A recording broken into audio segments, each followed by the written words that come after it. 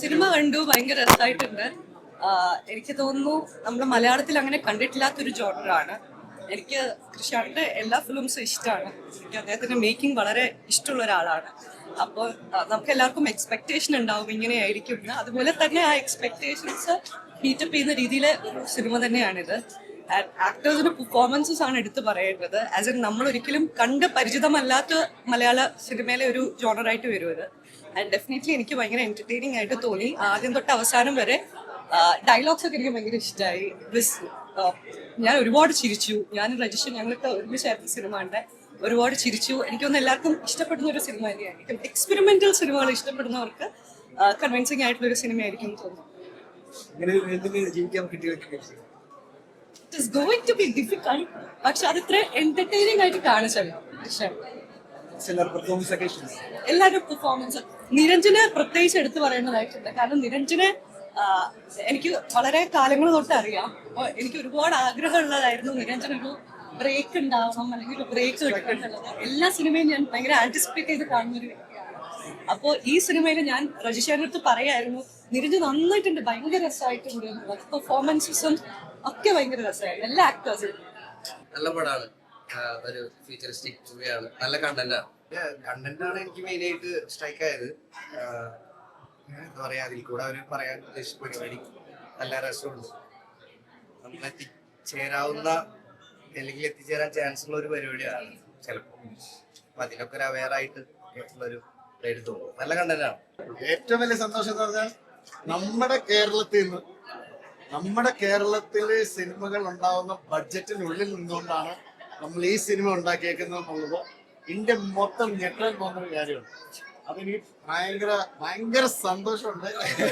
ഞാൻ ഇതിന്റെ ഒന്നും കാണാതാണ് ഈ പോസ്റ്റേഴ്സ് മാത്രം ട്രെയിലർ കട്ട്സ് കണ്ടിട്ടുണ്ട്. പക്ഷെ ഇതൊരു സിനിമയായിട്ട് കാണുന്നുണ്ട്.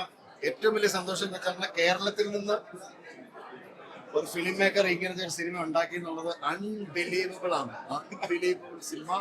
കൺഗ്രാറ്റുലേഷൻസ്.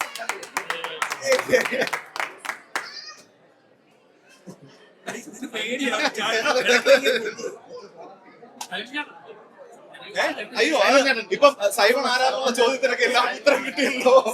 എങ്ങനെ സൈമൺ ആയി എന്നുള്ളത് മനസ്സിലായല്ലോ. ബാക്കി ഇനി ഇതിനൊരു റെഫറൻസ് ഉണ്ട്. പുള്ളി ഇത് കണ്ടിട്ട് എന്ത് പറയുന്നു എന്ന് അറിയാൻ എനിക്ക് ആഗ്രഹമുണ്ട്. അല്ലല്ല, ഒരുപാട് ചോദ്യങ്ങൾ വന്നുകൊണ്ടിരിക്കും. ബാക്കി നമുക്കില്ല. ഇത് എല്ലാവരും ഞാൻ പടം കണ്ടില്ല, ഞാൻ പുറത്തേക്കായിരുന്നു. പക്ഷെ കണ്ടിറങ്ങിയവരുടെ അഭിപ്രായങ്ങൾ കേട്ട് കഴിഞ്ഞപ്പോൾ ഭയങ്കര ഓർമ്മിംഗ് ആണ്. എല്ലാവരും തിയേറ്ററിൽ ഹാവ് ഫൺ ഇൻ തിയേറ്റേഴ്സ്. അത് അത്ര ഉദ്ദേശിക്കുന്നു. ഒരു പുതിയൊരു സാധനം, have fun in theatres. Cinema കണ്ടു നമുക്ക് മനസ്സിലാവും ഇതിനപ്പുറം വീണ്ടും അദ്ദേഹത്തെ തെളിയിച്ചിട്ടുണ്ട്. എന്താ പറയാ, ഒരു ക്ലാസിക് സൈഫൈ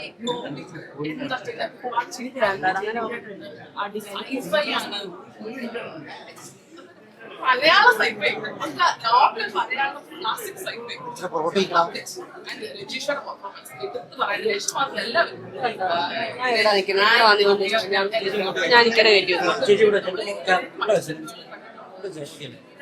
പെർഫോമേഴ്സ് ആണ്. എല്ലാവരും കാസ്റ്റിംഗ് ആണ്.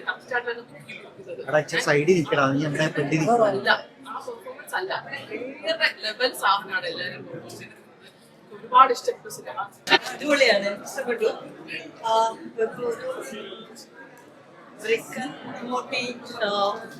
കോമിക്സിന്റെ ഒരു ഫീൽ ഉണ്ടായിരുന്നു. എനിക്ക് പൊതുവെ ശാന്തിന്റെ പടങ്ങൾ ഇഷ്ടമാണ്, ഭയങ്കര ഇഷ്ടമാണ്. അതിനകത്ത് കോമഡിയും അത് ആക്ച്വലി നമ്മുടെ റിയലിസ്റ്റിക് ലൈഫിൽ എന്താണ് നടക്കുന്നത്, അത് 5 വർഷം കഴിഞ്ഞ് എന്ത് നടക്കാം, അത് എങ്ങനെയായി മാറാം. പക്ഷെ ബേസിക്കലി മനുഷ്യൻ മാറുന്നില്ല. നമ്മുടെ ചില ട്രൈബൽ ചില അങ്ങനത്തെ കുറച്ച് കാര്യങ്ങൾ മാറാനേ പോകുന്നില്ല, മാറാൻ പോകുന്നില്ല. ടെക്നോളജി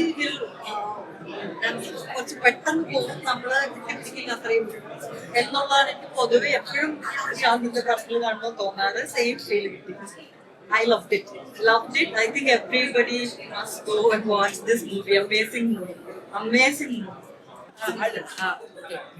അടിപൊളി പടം. Super experimental and purely commercial. അസല് പെർഫോമൻസസ് ആണ് എല്ലാവരും. രജിഷ, നിരഞ്ജ്, ദിവ്യപ്രഭ, രാഹുൽ എല്ലാവരും അടിപൊളിയായിട്ട് പെർഫോം ചെയ്തിട്ടുണ്ട്. പിന്നെ എനിക്കൊന്ന് much needed experimental film four Malayalam cinema. എനിക്ക് ഇത് കഴിഞ്ഞിട്ട് ഭയങ്കര രസമുള്ള കണ്ടന്റ് എക്സ്പെക്ട് ചെയ്യുന്ന ഒരു ഓഡിയൻസിന് ഇത് ഒരിക്കലും നിരാശപ്പെടുത്തില്ല. Everybody go and watch in theatres. തിയേറ്ററിൽ തന്നെ കാണണം, എന്നാലേ അതിന്റെ രസം. ഇപ്പോ പറയുകയാണെന്നുണ്ടെങ്കിൽ മീഡിയാസിനെ ഉള്ളതുകൊണ്ട് ആർട്ടിസ്റ്റുകൾക്കുള്ള കൊട്ടുണ്ട് എല്ലാവർക്കും ഉള്ള കൊട്ടുണ്ട്. പക്ഷെ അതെല്ലാവരും മറ്റേ ഫണ്ട് സ്പിരിറ്റ് 2046 നമുക്ക് അറിയണല്ലോ ആരാണ് 46 എന്തും സംഭവിക്കാം. എന്ത് സംഭവിക്കാം, ആര് വേണമെങ്കിലും എന്ത് വേണമെങ്കിലും പറയാം. ഇപ്പോ ഈ ഒരു സിനിമ വരുമ്പോ ഏറ്റവും കൂടുതൽ ഒരു എക്സ്പെരിമെന്റ് ആണ്, സോഷ്യൽ എക്സ്പെരിമെന്റ് എന്ന് പറയുമ്പോൾ മൂവിയിൽ തന്നെ അല്ലെങ്കിൽ മലയാള സിനിമ തന്നെ ഇത് ഏറ്റവും വലിയൊരു എക്സ്പെരിമെന്റ് ആണ്. ഇത്രയും വലിയൊരു ബഡ്ജറ്റിലാണ് ഇത് കാസ്റ്റിംഗ്. ആ ടെൻഷൻ ഹീറോ ഹീറോയിൻ നിങ്ങളുടെ ഉണ്ടോ? അങ്ങനെ എക്സ്പെരിമെന്റ് ആണെങ്കിൽ പോലും നമ്മൾ വെളിയിൽ വേറെ ഇൻഡസ്ട്രീസ് വെച്ച് നോക്കുമ്പോൾ അതിന്റെയൊക്കെ വളരെ മിനിസ്ക്യൂൾ ബഡ്ജറ്റാണ് ഈ പടത്തിൽ. ആ പടത്തിൽ നമ്മളിങ്ങനെ എക്സ്പെരിമെന്റ് ചെയ്തു, അതൊരു കമേഴ്ഷ്യലൈസ് ചെയ്യാൻ വേണ്ടി അങ്ങനെ തമാശകളിലൂടെ നിങ്ങൾക്കെല്ലാം കോമഡി വർക്കായില്ലേ. അപ്പൊ അങ്ങനെ സാധനങ്ങളൊക്കെ ചെയ്ത് അങ്ങനെ ഒരു പടം എക്സ്പെരിമെന്റ് എത്തിക്കുമ്പോഴും അങ്ങനെ ആൾക്കാരിലോട്ട് എത്തിക്കാൻ പറ്റി ഭയങ്കര സന്തോഷമുള്ള കാര്യം. ഫസ്റ്റ് ഓഫ് ഓൾ കൃഷാന്നാണ് ചെയ്യുന്നത്, so we trust him. So ബാക്കിയൊക്കെ പുള്ളിക്കാരൻ നോക്കിക്കോളും. ഇവരെ കണ്ടിട്ടാണോ ഹോളിവുഡ് പോകുന്നത്? ഇവിടെ സൈഡ് മുട്ടയാണ് പറഞ്ഞത്. ഹോളിവുഡ് പിടിക്കാൻ വേണ്ടിയാണ് അങ്ങനെ ചെയ്തത്. ആരെയൊന്നും പറയണേ. ഇതിൽ ഉറപ്പായിട്ടും, കാരണം നെപ്പോട്ടിസത്തെ കുറിച്ച് ആൾക്കാർ ഒരുപാട് ക്രിട്ടിക്സ് ആയിട്ട് സംസാരിക്കുന്നതിനിടയിലാണ് ഓക്കെ രജിഷൻ പറഞ്ഞു ഈ നെപ്പോക്കിന്റേതായാലും വെറുതെ ആവില്ല എന്ന് പറഞ്ഞു. ആ ഒരു ഹാപ്പി മൊമെന്റ് എങ്ങനെയായിരുന്നു? സന്തോഷം തന്നെയാണ്. അതെ, നിരഞ്ജന കോമഡി ഒക്കെ ഭയങ്കര രസമുണ്ടായിരുന്നു. തിയേറ്ററിൽ എല്ലാവരും ചിരിക്കുന്നതൊക്കെ ഭയങ്കര സന്തോഷം. നമ്മൾ തിരിച്ച് വർക്കാവില്ല, അത് കാരണം റിയൽ ലൈഫിൽ കോമഡി വർക്കാവാറില്ല അവന്റെ. അപ്പം ഇത് പക്ഷേ വർക്കായി, ഭയങ്കര സന്തോഷം. പൈസ കിട്ടിയാലേ നമ്മൾ ചെയ്യണം. ഇല്ല, രജിസ്റ്ററിന്റെ പൊക്കി പറഞ്ഞു. രജിസ്റ്ററിന്റെ പൊക്കി പറഞ്ഞു. സന്തോഷം തന്നെ. അവിടെ എന്താ കലാപമാണ്. സന്തോഷം അതെ, പടം കണ്ടിട്ടുള്ള കാറ് ശരിയാക്കിയാണോ? അതെ, അച്ഛൻ്റെ അത് ശരിയായി കൊടുത്തേക്കാണ്.